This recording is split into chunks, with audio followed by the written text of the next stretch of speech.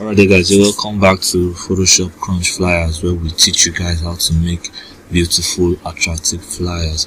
Today we are going to create like a 30k congratulations IG followers in Photoshop CC 2022. So first off, we're going to rename our documents, and we're going to use a 1400 by 1400, which is like the default size for WhatsApp DP, Instagram DP, TikTok DP, and Facebook DP, and every other thing. So I just want you guys to look at how I make my arrangements, how I text, how I resize, how I reshape and do everything.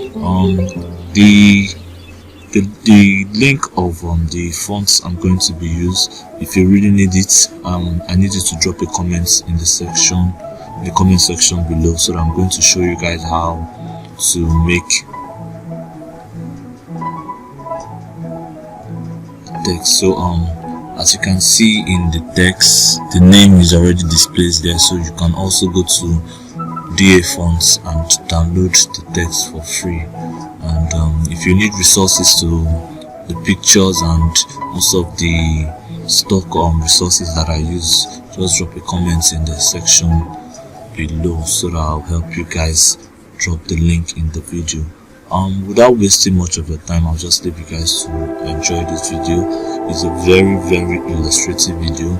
It's very easy for beginners to follow along and learn how I make it. So just keep watching this video guys, and don't forget to like, share and subscribe.